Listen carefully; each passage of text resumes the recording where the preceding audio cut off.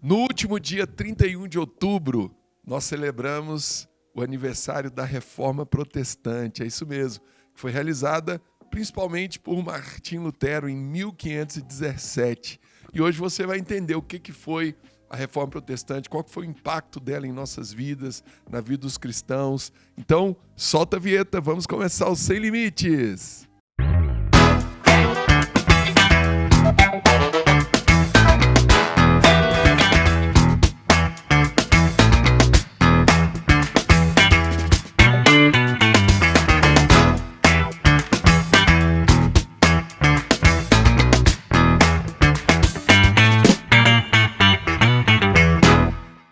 É isso daí, tá entrando no ar o programa Sem Limites, pela Rede Gênesis Televisão, pela Sara Brasil FM de São Paulo e também pelo nosso canal do YouTube, o semlimites.tv. Você que tá aí pelo YouTube, para um pouquinho aí, vai lá, clica no joinha, é rapidinho e vai nos ajudar muito, né? Fazer com que o YouTube compartilhe esse vídeo com mais pessoas. Deixe o seu comentário também. Se inscreve aí no nosso canal. Você ainda não é inscrito? Se inscreve aí no nosso canal. E hoje nós vamos falar desse tema maravilhoso que é a Reforma Protestante. Para isso já está comigo aqui minha esposa, Bispo Camille, nossa pastora e terapeuta Ana Paula, né? Então eu já quero começar chamando o primeiro vídeo da internet, que é um vídeo que vai já explicar um pouco o que foi, né, a Reforma Protestante. Você ouve falar muito aí, né, de Reforma Protestante. Hoje você vai entender bem sobre esse assunto. Pode soltar, por favor.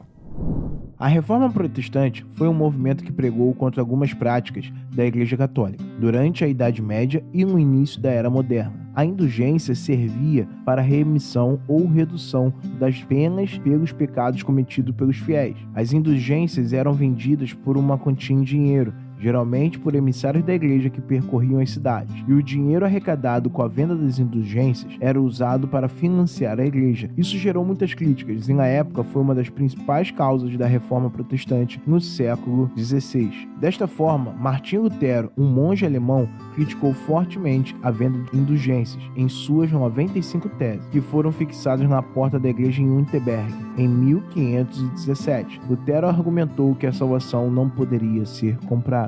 Mas você concorda com a Reforma Protestante? Olha aí, esse vídeo explicou um pouquinho, né, o que foi a Reforma Protestante. Foi um movimento que é atribuído a Martim Lutero. Ele foi o principal, né, ele foi aquele que, vamos falar assim, criou, né, essa ruptura entre o que nós chamamos hoje da Igreja Católica Apostólica Romana e as igrejas que são consideradas protestantes. Como a gente viu aí no vídeo, aconteceu em 1517, lá na Alemanha. Ele fixou, né, na igreja de Wittenberg as 95 teses. E o que essas teses combatiam, né, principalmente as 5 principais teses, né, todo mundo já conhece aí, já ouviu falar. Primeiro, somente a fé. Martim Lutero ele defendeu muito a justificação pela fé. A gente viu aí a questão das indulgências, né? O que eram as indulgências?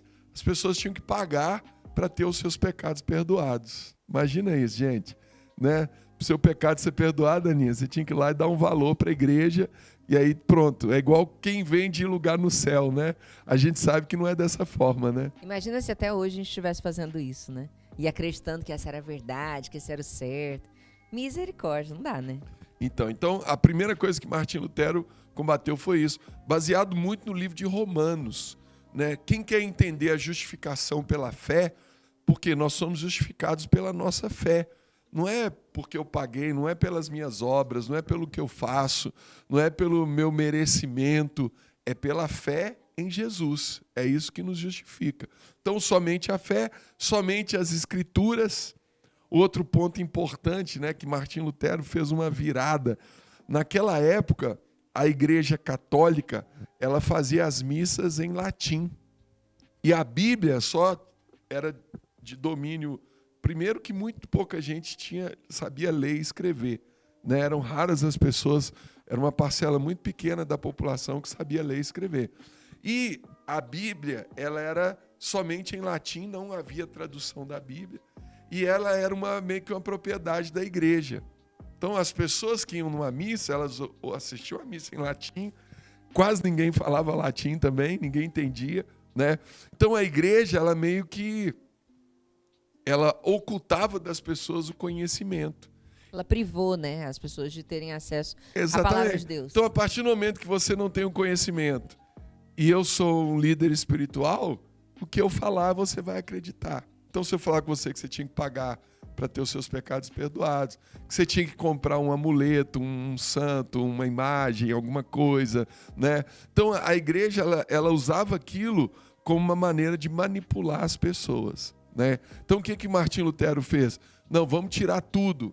Todos os ritos, as cerimônias, tudo que é do homem, vamos tirar e vamos seguir a Bíblia. Vamos seguir a palavra de Deus. Então, somente as Escrituras, né? Então, a Bíblia ela é considerada como a única regra de fé e a única que tem autoridade espiritual, né? Para poder trazer uma maneira de conduta na vida das pessoas, né? A terceira é somente a graça, né? Que aí entra muito linkado com a fé. A justificação pela fé, ela só é possível quando você entende a graça de Deus. Que é a graça? A graça é o favor imerecido. A graça é o fato de Deus decidir perdoar os nossos pecados sem que nós merecêssemos. E mais, enviar Jesus, o Filho dele, para morrer por nós na cruz, né? Sem que fosse preciso eu pagar para poder ir para o céu, né? Ou para exatamente, qualquer tipo de coisa, né? assim. Aí muita gente já pode estar se perguntando, né, bispo, mas então se eu sou justificado pela fé, não é pelas minhas obras. Se é pela graça de Deus, não é pelo meu merecimento. Então por que eu preciso ser santo? Por que eu preciso seguir os mandamentos da Bíblia, seguir o que Jesus falou? Justamente por causa dessas coisas. Porque se você tem fé em Deus e se você foi alcançado pela graça, você vai fazer essas coisas não para merecer a salvação, mas porque você foi salvo. Por gratidão, né? Por gratidão, por entender que você nasceu para ser santo. Você não nasceu para viver no mundo, você não nasceu para viver no pecado. Deus não criou você para viver dessa forma. Deus nos criou para sermos santos, né? A Bíblia fala que Ele nos predestinou para isso antes da fundação do mundo. Então, você vai ser santo, você vai pregar o evangelho, você vai ser uma pessoa que vai obedecer Jesus, obedecer a palavra, a escritura, não para ter a bênção de Deus, não para ter um merecimento, não, mas porque você é filho de Deus, né? Você é um cristão. Jesus fala isso, aquele que me ama cumpre os meus mandamentos, né? A quarta tese, que é somente Cristo, Jesus é o caminho, a verdade e a vida, ninguém vê o Pai senão por Ele, né? Não tem uma outra forma, uma outra maneira de você ir até Deus senão por Jesus. E a quinta é somente a Deus a glória, né? Nós devemos adorar somente a Deus, nós devemos prestar o nosso culto a Deus, a mais ninguém, né? Nenhuma pessoa, nenhum homem, ou que está vivo ou que já viveu sobre a terra, merece qualquer glória, né? Pelo contrário, a Bíblia tem um texto muito forte quando Herodes é chamado de Deus, né? Ele deve ser um Deus, e ele não atribui a glória a Deus. Ele pega aquilo para ele. A Bíblia diz que naquele instante ele começou a ser comido por vermes, né? Ele morreu ali por não ter dado a glória para Deus, né? Então, isso é uma coisa que Deus não negocia, né? Então, a igreja da época, a justificação era pelo pagamento das indulgências, né? Não tinha escritura, era em latim, não tinha tradução. Lutero traduziu acesso, né? A Bíblia para o alemão, né? Calvino, na Suíça, traduziu a Bíblia para o francês. Vários outros homens, né? Na Inglaterra, teve o rico Zwinglio, ele traduziu a Bíblia para o inglês, né? Antes desses homens, a gente teve John Wycliffe, John Hus, vários outros homens, né? Que John Hus é conhecido como Ganso, né? E ele, há 100 anos antes de Martinho Lutero, ele foi queimado vivo. E antes de ser queimado ali, antes de ser martirizado, ele falou, o apelido dele era o Cisne, né? Era o Ganso. Aí ele falou, vocês estão matando o ganso hoje, mas daqui 100 anos vai vir o cisne e o cisne vocês não vão conseguir matar. Ele profetizou isso e Martim Lutero era conhecido como cisne, né? Então, assim, é uma história maravilhosa. Tem um livro que eu recomendo para vocês, chama Os Heróis da Fé. Os Heróis da Fé, né? Conta a história de vários homens, principalmente esses que antecederam a Reforma Protestante, né? Então, não tinha a escritura, não tinha a Bíblia, era somente em latim, não tinha tradução. A graça esquece, né? Você tem que vir para a igreja, você tem que ter essa e essa imagem lá na sua casa, você tem que pagar, você tem... não era só Jesus, se cultuava muito mais os santos do que o próprio Jesus, e não era glória só a Deus. A igreja, ela era maior do que Deus, né? Os papas, os sacerdotes, e aí você tinha que... e é muito até hoje, né? A Igreja Católica, quando você vê uma missa, tem muitos símbolos, né? E esses símbolos, eles foram sendo incorporados à igreja ao longo dos anos. Jesus, os apóstolos, nenhum deles colocou todos aqueles símbolos, né? Aquela roupa que o Papa veste, com aquele cetro.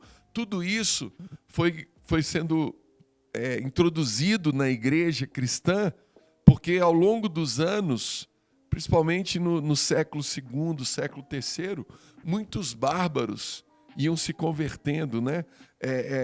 Depois do século III também, quando Constantino estabeleceu a igreja cristã, né, como a religião principal do Império Romano, os romanos eles iam conquistando cidades, nações, e eles catequizavam as pessoas. E muitos bárbaros iam se convertendo, muitos povos de outras religiões pagãs iam se convertendo, e eles iam introduzindo esses símbolos no cristianismo. Aí virou aquela bagunça, né? Então Martim Lutero falou, não, tira isso tudo, é somente a fé, somente Cristo, somente as Escrituras, somente a graça, e toda a glória seja dada a Deus, né? Forte, Amém. né? Amém, né? Muito Amém. Forte, né? Muito forte. Foi o marco de uma... Marco do que a gente vive hoje, uma grande libertação, na verdade, né? Porque quando a gente se submete a um poder que não é o poder de Deus, e que também não foi colocado por Deus, porque... Quando De eu homens, escondo a né? Bíblia, de homens. Coisa de... E que estão ali, na verdade, pro proveito próprio, né? Porque se eu escondo a Bíblia e falo para você fazer a minha vontade porque a Bíblia diz e a Bíblia não está dizendo, então eu não estou comprometido com a Bíblia, eu não estou comprometido com a palavra de Deus, nem com Deus, nem com nada, né? Então, é muito lindo poder celebrar essa data, é muito importante a gente olhar para isso, a gente dar atenção para isso, porque foi através desse marco, desse dia, que a gente pode ver o que a gente vive hoje, né? E só para as pessoas entenderem, a gente for fazer uma linha do tempo, né?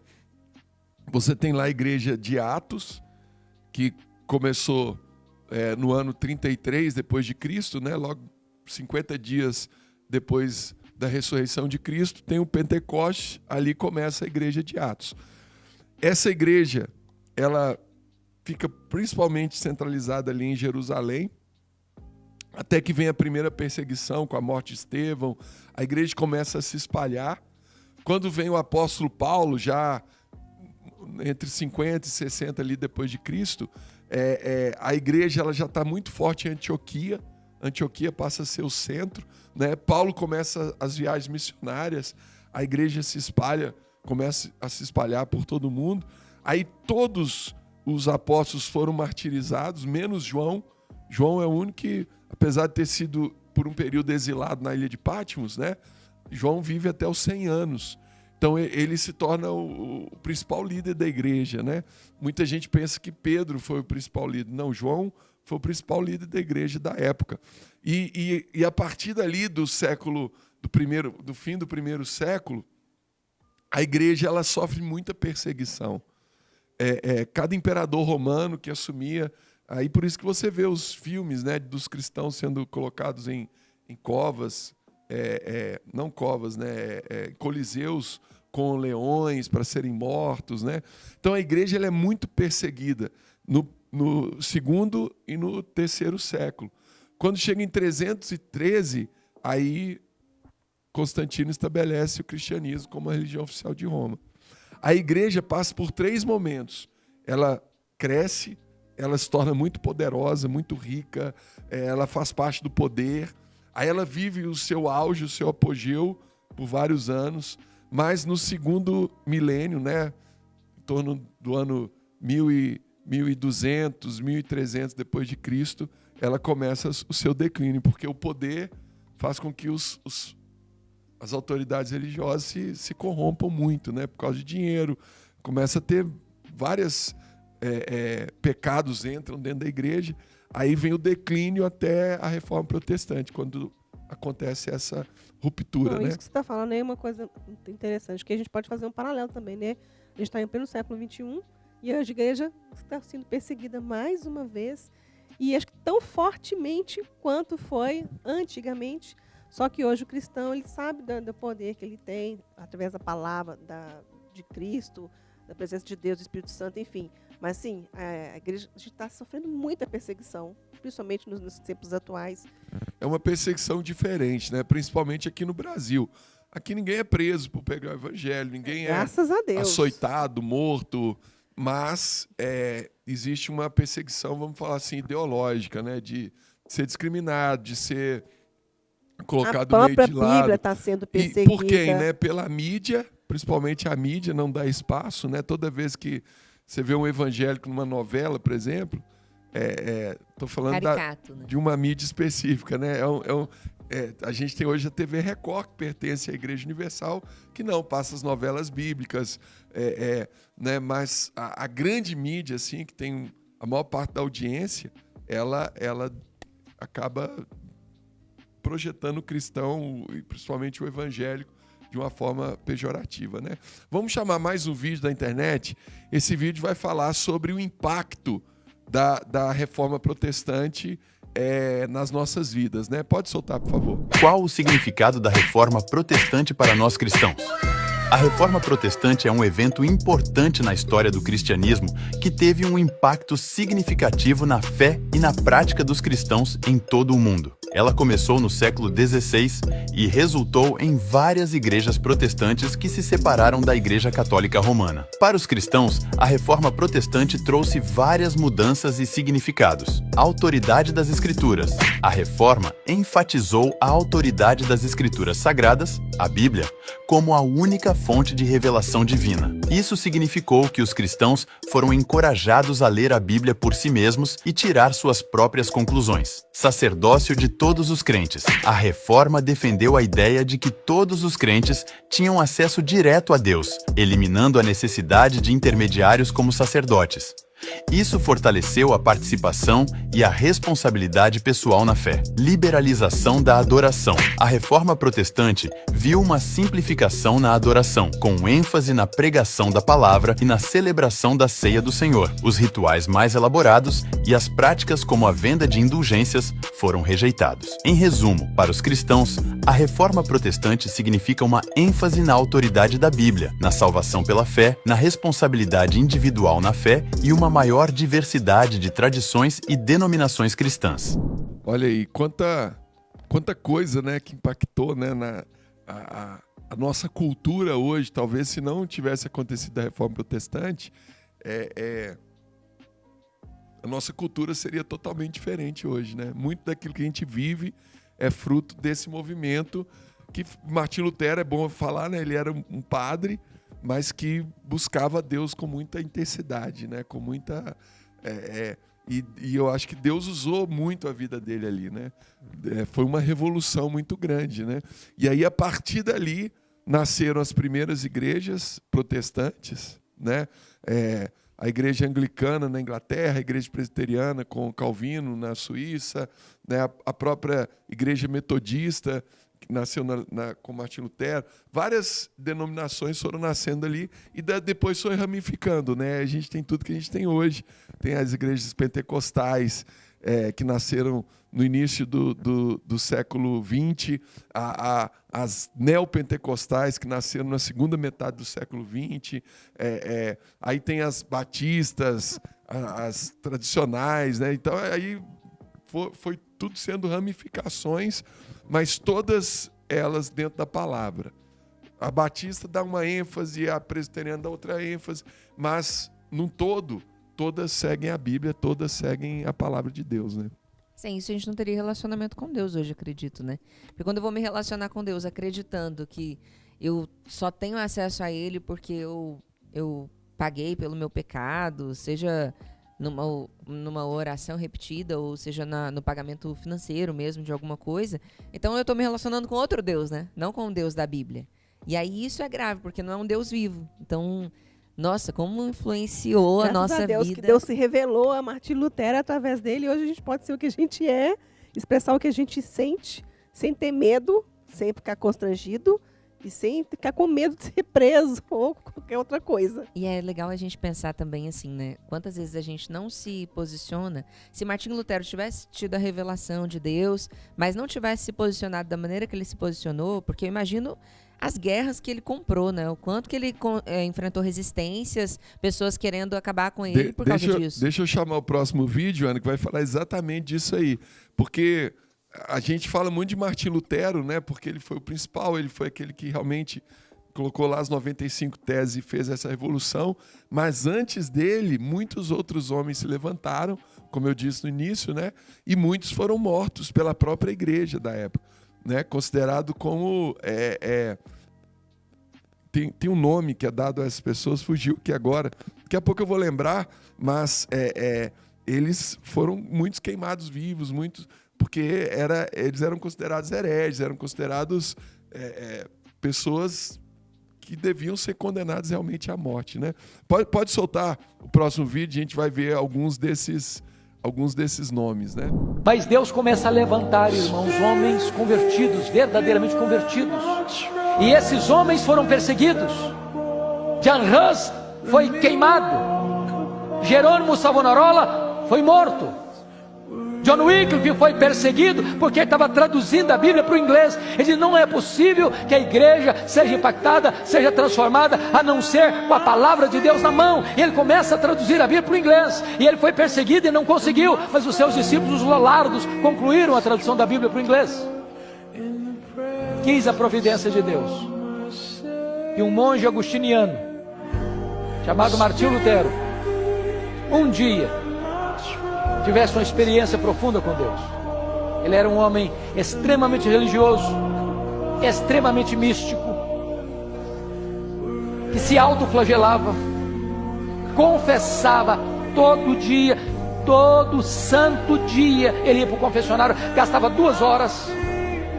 O confessor não aguentava mais, aquele que escutava as lorotas dele não aguentava mais. Chegou ao ponto que um dia o padre que recebia as consultas dele falou: ô Lutero, no dia que você cometeu um pecado, vem aqui, eu não aguento mais suas lorotas. Ele era um homem atormentado, ele era um que queria ter paz, mas ele não tinha paz. Por quê? Porque ele estava achando que a paz tinha a ver com as suas obras, com os seus merecimentos, com o seu trabalho, com o seu empenho, com o seu esforço, com o seu sacrifício pessoal.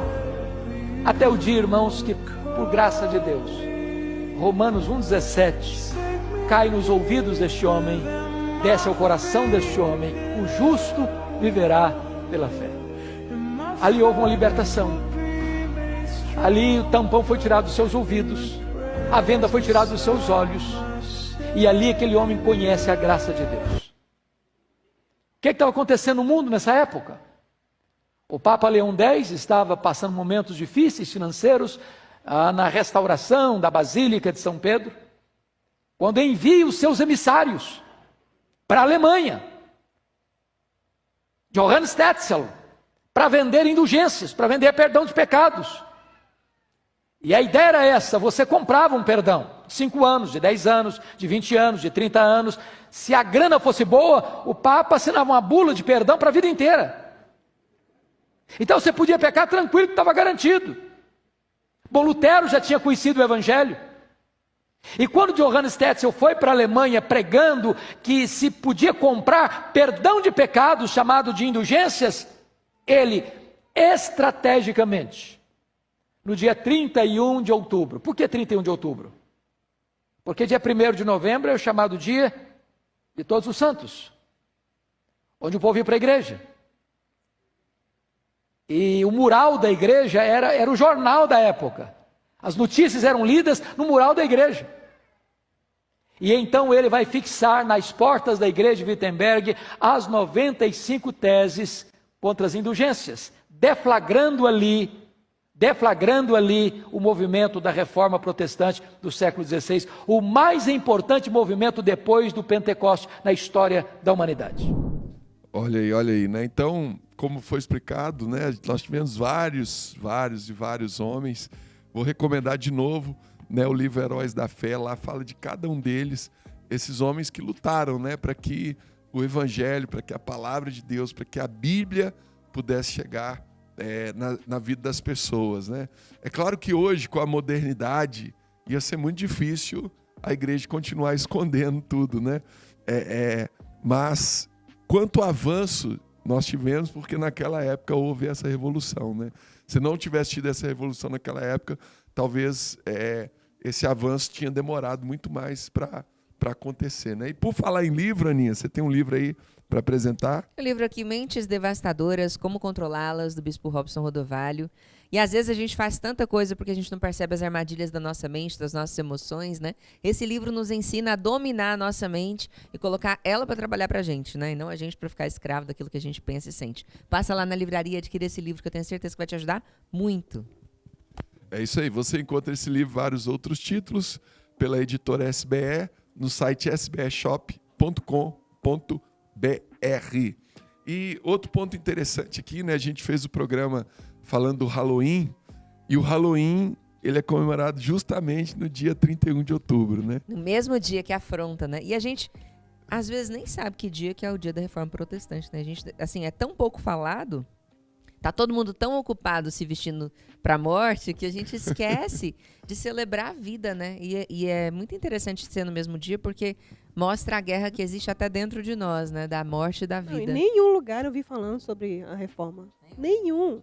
A gente só ouve falar sobre o Dia das Bruxas, sobre o Halloween. Nenhum lugar, nem nos outros canais que deveriam passar.